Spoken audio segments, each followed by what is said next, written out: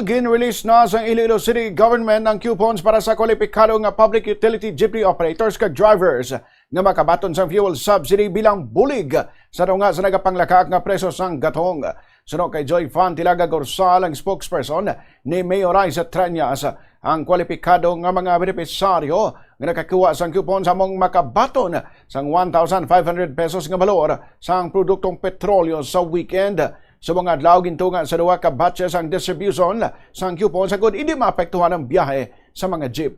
Nagalin las 8 sang aga tubto balas 11 sang agang una nga batch ang distribusyon, kagalauna naman tubto balas 4 sa hapon ang ikaduwa nga batch. Sunog kay Gorsal, mas sobra sa 1,000 ka drivers kag operators nga nag-apply kag nag-qualify sa fuel subsidy program nga halin sa pondo sang Iloilo City Government sa Sabado kag Domingo, Abril 11 kag 12. Pati kay yun ang pagpatugong sa mga benepisaryo kung sa rin required ang mga driver nga magdala sang original driver's license. Halin las 5 sa agat o 2:03 sa hapon among pagpatugong sang gatong sa mga designated nga gasoline stations nga ginassign sa kada ruta sang tagsa ka kooperatiba.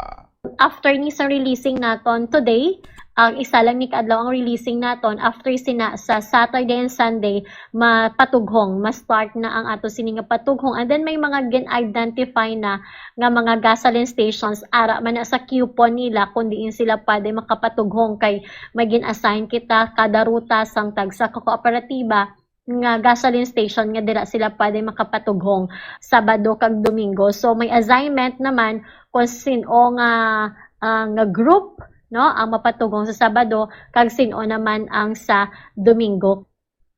Nabarian si Joy Fantilaga Gorsal.